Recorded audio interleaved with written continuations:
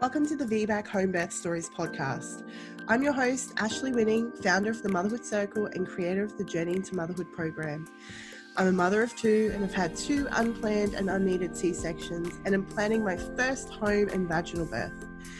My own journey has sparked a deep passion to support women to find their own voice and strength to create the pregnancy, birth and motherhood experience you desire. This podcast is for women wanting to learn more about VBACs, especially home births, and for professionals who want to learn more about how to support VBAC home birthing women. Inside, we're going to share women's stories from surgical birth to achieving their vaginal home birth after cesarean. Now let's get started. Hello and welcome to another episode on the VBAC Homebirth Stories podcast. I'm your host, Ashley Winning. I'm the founder of the Motherhood Circle and I am so excited to be here today to share with you a little bit about something I'm really passionate about. So today's topic I'm talking about mindset and just how important it really is for you to focus on your mindset, to work on your mindset, to be aware of just how much mindset really plays into, pregnancy and birthing and motherhood. So as a motherhood guide and a doula, this is something that I really focus on strongly with my clients in my online program, Motherhood Journey into Motherhood, and also with my one-on-one clients that I work with online. And I guess I work on mindset so much with my clients because I find that they really need mindset, that everyone I seem to connect with really needs mindset support, positivity, complete positivity during their pregnancy and birth journey as well as motherhood. And I don't hear a lot of people talking about it. So, we talk about positive affirmations and visualizations and some of the tools and resources that can help us in birth and in motherhood. And I think, once we get into birthing programs and independent birthing classes and we tee up with a doula, it really starts to be a thing that pops up quite a lot. But I didn't have this with my first baby through my pregnancy, and I did with my second, but I didn't really start to use them until labor. So I'll talk to you a little bit about, I've got 4 little steps that I wanted to talk to you about in this session. The podcast is going to be a bit of a mixture of real mums sharing their stories, me sharing my stories as a doula and also as a birthing woman and mother. And also I'm going to have some experts from time to time who are VBAC and home birth experts. So I'm really excited to be sharing a little bit about my journey and some of the work that I do with my clients and birthing women and pregnant women, and to be able to bring this to you for free through my podcast as well. So let's get started and let's start hitting some of these top 4 points that I really want to talk about today. So number 1, feeding your body positivity. I really think it's important that we, surround ourselves with positive people, positive energy, positive vibes, positive things. And I think that this needs to happen during pregnancy to get us prepared for labor and motherhood. I think the earlier you can start this in pregnancy, the better it's going to help you. It's just flexing your muscles, building your muscles, making it a routine or a ritual, I suppose. Just like brushing your teeth. When you wake up in the morning, one of the first things you do is probably go to the toilet and brush your teeth. One of the things you do before you go to bed is probably brushing your teeth. That's a ritual routine that, you get used to, a behavior that you get used to. So some of the things that, are really important to getting that, feeding that positivity is positive birth affirmations. So if you're not sure what positive birth affirmations are, just jump on Pinterest, or you can jump on the Motherhood Circle Pinterest account, or Google positive birth affirmations, and heaps of resources will come up for you. There'll be heaps of affirmations, but basically what they are is like little mantras, little positivity mantras that you can say to yourself every day to get you ready for birth. So something that I used in my last labor that really helped me get through surges or contractions was, every wave that I experience brings me closer to meeting my baby. And I would repeat that through every surge. And I saw it as a positive thing rather than a painful or negative thing that was happening to me. I saw it as, it's okay. And also another one was, each surge is one less surge that I will be going through, you know. So every time that I went through a surge or a wave, it was one less that I had to worry about, basically. So I was moving forward, you know. So those things really helped me get through in my labour last time. Some other things are deep breathing. So something I really love doing, and you might know this a little bit from meditation if you meditate, or do yoga or Pilates. Deep breathing, it calms the whole body down, the whole system, and also hypnobirthing. And I think some of the other birthing education classes probably use this as well. I'm just going to show you basically what I've learned through my hypnobirthing course that I've been doing online, and also it's provided in books and resources. But basically, all you would need to do is start practicing some deep breathing by basically breathing in 1, 2, 3 through your nose, and then breathing out through your mouth really slowly. 1, 2, 3, 4, 5, 6, and then releasing all of that. And you would repeat that. And the purpose is it slows everything down, helps you stay calm, helps you stay in control, and it just makes me feel really relaxed, actually. So if you do that, that's about 6 to 10. 6 plus 4 equals about 10. So contractions last about 45 seconds to about a minute. So you're looking at, you know, 5 to 8 of those. If you can manage to 6, you know, sometimes I can only breathe in for 3 and breathe out for 5. And it's going to get harder when I get, you know, even bigger, because at the moment I'm 20 weeks pregnant. So once I get, you know, even bigger and the baby starts taking up all my lung capacity, you know, it's going to be harder. But the more I practice, the better it will be. So I do a few minutes of that a day. And then it will become really normal for me when I'm in labour to breathe in and breathe out. So I want you to practice that as well. With your positive affirmations, I have started creating a wall around my home where I'm going to be birthing as I'm having a home birth. And I've got like a bit of a positive affirmation wall happening, and it's right near, it's where I'm birthing in the same room. So I see it every day, and I can see those, and I can start repeating those mantras to myself, which is really positive and really helpful. Another one is exercising. I think we all know the benefits of exercising. You know, if you don't, have a look online and do some research, especially in pregnancy. But, you know, some of the wonderful things it can do is help your blood circulation, help your mind feel clear and positive, help you feel less depressed and more happy. I know myself, when I do a little bit of exercise, I feel really proud of myself. I feel happy and I feel energized. So, you know, I'm not the fittest person out there. So, you know, I don't exercise regularly or anything. Now I'm 20 weeks and I've gotten over most of the morning sickness. My goal is to do 15 minutes of exercise a day and then increase it slowly, gradually from there, and see how I go.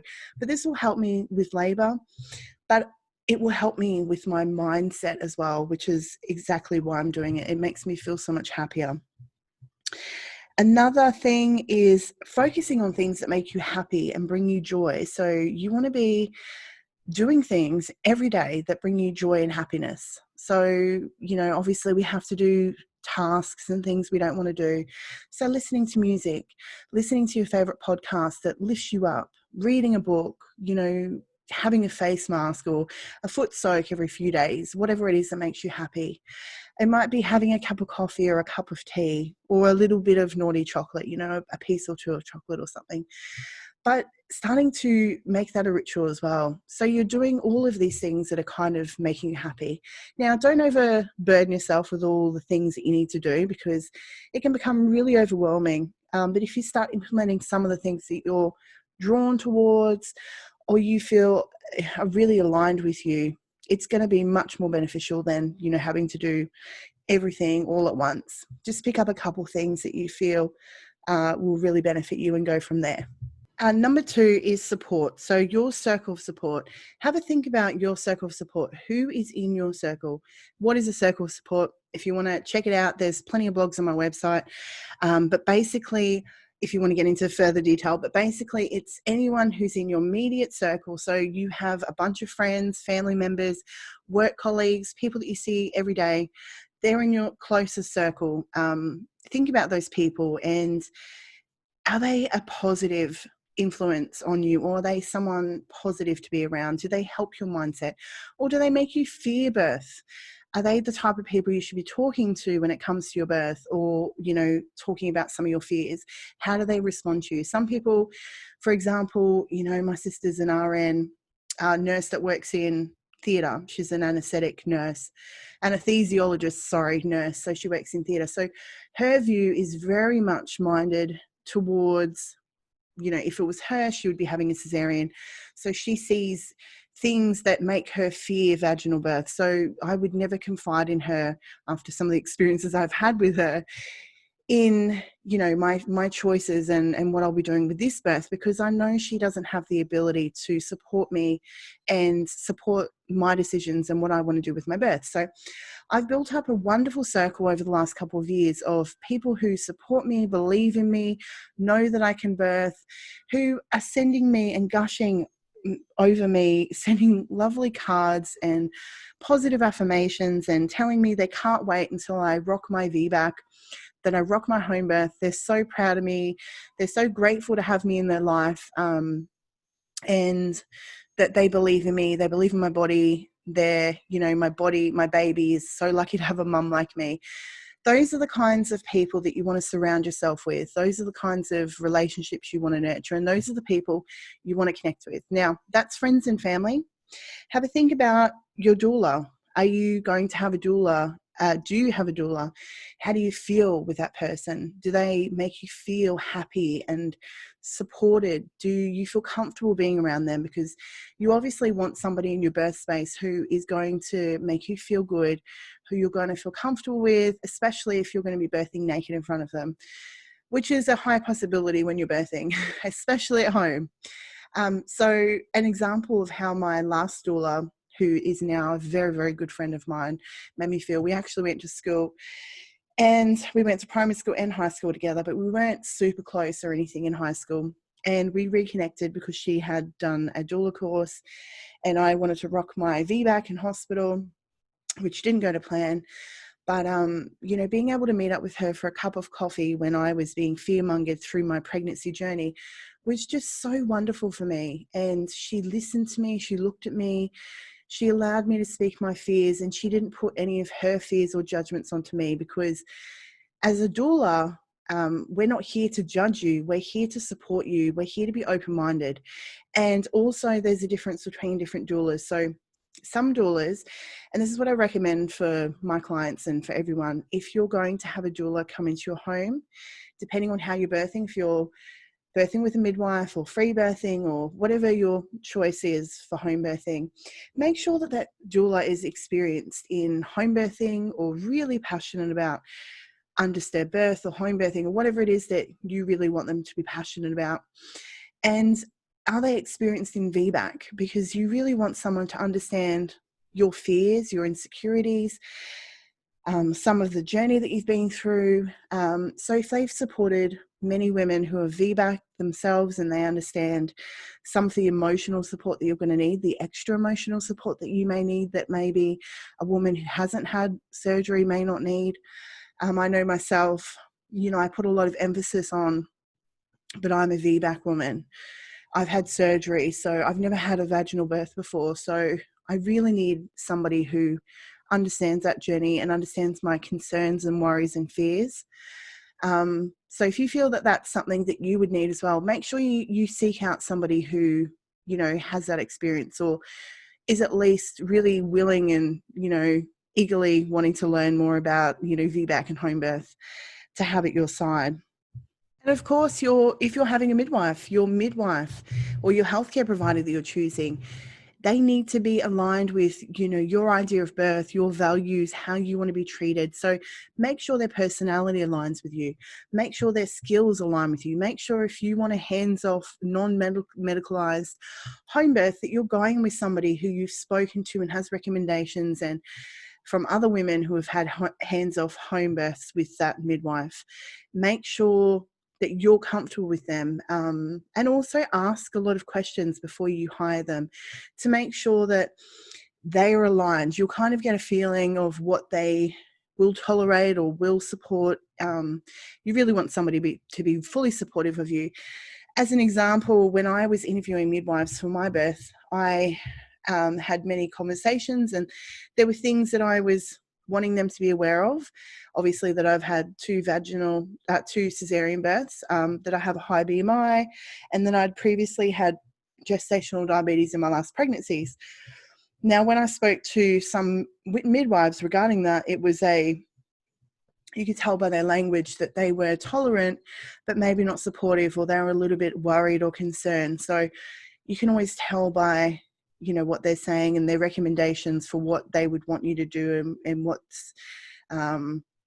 tests and that sort of thing that they would want you to do throughout your pregnancy. Make sure that aligns with you. When I, started speaking to some other midwives who I felt more aligned with and more safe with, it was all like, I believe in you. I believe you can do this. Birth is safe, really hands-off birth. And I felt a lot safer talking to them, and I didn't feel judged, and I didn't feel like I'd be pushed in a certain direction. So have a think about that, and, how you align, because the people that you surround yourself with will impact your mindset on your journey. Okay, number 3, working through your stories, your old traumas and fears. So being aware that you're going to probably have some stories in your mind that repeat, playing over and over and over again, that possibly aren't helpful or aren't going to help to your mindset.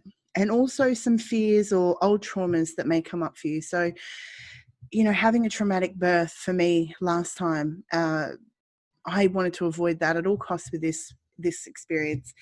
So I've had to do a lot of work. I've had to work with healing counselors. I've had to work with mindset coaches. I've worked with doulas. I've talked to midwives. I have invested a lot of time and effort into working through some of those traumas and those fears that I've had. Has it been easy? No. Does it mean that I don't have them pop up from time to time during this experience? No. I still have them pop up, and I had the fears pop up for me. I was really worried about my choices to home birth because, what happens if something goes wrong? And so I'd already decided prior to falling pregnant, my husband and I had decided this was going to be the safest and best option for us and our baby. And then when I fell pregnant with the baby, it's like, now it's real. I have to go through all this again. And, I will be honest, I spiraled out of control for a little bit there. I was, living in morning sickness. I was feeling ill. I was getting depressed. I was thinking about all these fears and these worries and these concerns and all these stories from the obstetricians that I saw during my last home birth, my hospital pregnancy, really started coming up for me. I was having conversations in my head, this is what I would say to them now. If I knew what I knew then, I'd say this to them, and it was getting me really worked up. I was having adrenaline spike through my body, and it was, stressing me out. And I was so angry that I had to have that experience, and I wanted to fix it, and I wanted to go away. And I thought I wanted to, remove it. And I was spending so much time in this mindset rather than focusing on the positivity of this pregnancy and this new experience that was going to be completely different to my last experience, because I'm choosing a completely different path. I'm surrounded by supportive people. I have the skills, I have the knowledge, I have the information. And so I was calling out for help. I was talking to lots of friends, and I ended up getting in contact with my doula and, really talking to her about it. And she said to me, look, this is what you're going to do. And it's so funny now, because this is the advice that I would give my birthing women clients. So I wanted to share it with you because, it was literally just like, she said it to me, it was a 5-minute thing, and then it completely changed my whole mindset. So this leads into accountability, by the way. So that's number 4. But she said to me, you can't change any of that stuff. It happened. Yes, it did. You've worked through that. It's okay that it keeps coming up. But when it does come up, focus on positivity. Focus on something. Do your meditation, 5 minutes of meditation a day. Deep breathe when these things come up. And focus on, using affirmations and rewriting those stories. So whenever I had a fear about something come up, or, a conversation was coming up in my mind, I would then redirect it to a positive mantra. My body was born to do this. My body has birthed 2 beautiful babies before, and I can do this. I'm strong. I'm a powerful and capable woman. All of these affirmations that really spoke to me is now what I use to work through those mindset issues. So I'm not perfect. Nobody's perfect. I'm yet to meet the perfect person, the perfect woman. The more I talk to people, I realize just how imperfect we are, because we're human, and that's wonderful and beautiful. And so now I turn everything around. I do some deep breathing for a few minutes. I breathe in and I breathe out. I do my mantras and my affirmations, and I listen to meditation. I listen to calming music, or I do something that makes me happy, like singing makes me really, really happy. So I focus on those sorts of things to get me through those stories, those old traumas and those fears. And last but least, number 4, accountability. I said I was going to talk about a little bit about accountability. And I think this is a really important one to follow up and tie in all the steps to make sure that you can really focus on your mindset, that positive mindset that's going to help you. So accountability is regular practice or rituals. So making them routine, making sure that they're going to fit into your life perfectly, that it's going to happen every day, that it's become your normal practice, just like somebody who would practice yoga every day or brush their teeth every day. Or we all have rituals and routines, but people do struggle with making them a routine.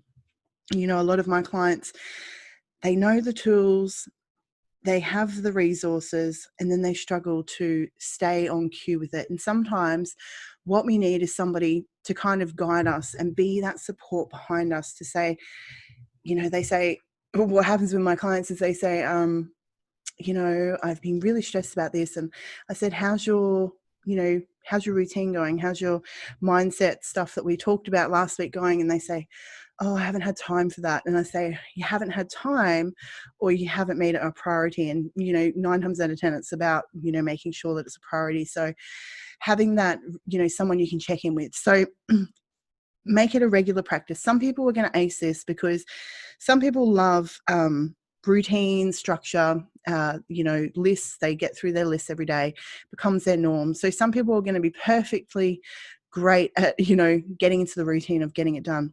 And other people like me need somebody to kind of guide them through, support them. So I've had mindset coaches who hold me accountable and hold my hand a little bit just to remind me, because for some reason it seems to be a little bit harder for me to get into routine.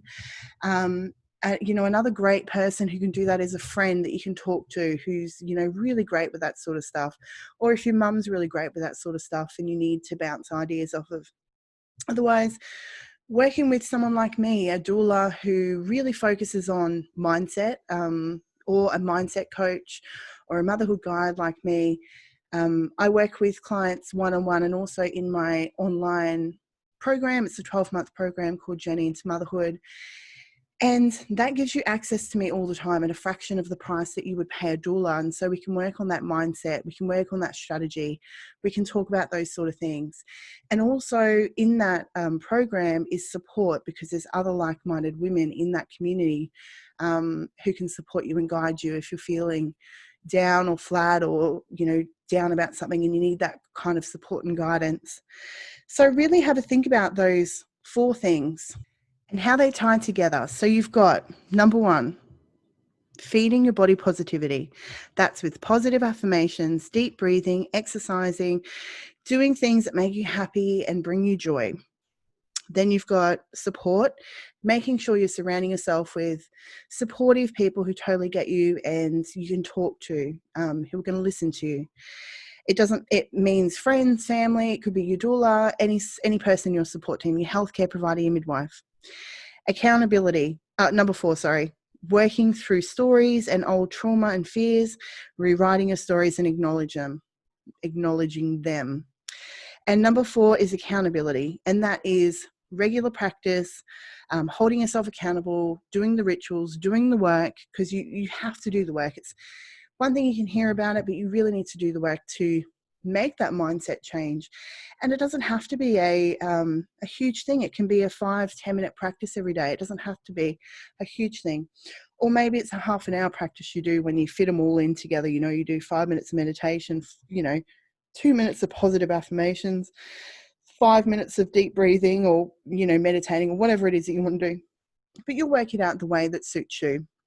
And then if you are finding that you're struggling with accountability, finding an accountability buddy, looking at a program that is going to, support you through the whole process, someone you can connect with and bond with, who's going to know you, trust you, love you, or, working with your doula, and really making sure that they're looking after you in the emotional way, that they can give you that full emotional support back and forth regularly. So I hope those 4 steps really help you to work on that mindset to get you to your goal of feeling positive during pregnancy, and then kicking your positive birth story, your VBAC Homebirth, and getting through the doors, feeling positive and empowered and confident, and being able to do all the things that you really, really how you want to feel during your birthing journey. Thank you so much for listening to the VBAC Homebirth Stories podcast. I hope that this episode has helped you take another step to finding your voice and confidence in your VBAC journey. If you enjoyed the episode, please take a second to rate and review. Each review helps us to help more women to find out more about VBAC Homebirth, just like you. Don't forget to take a screenshot, share it to your Instagram stories, and tag me at the Motherhood Circle. See you next week.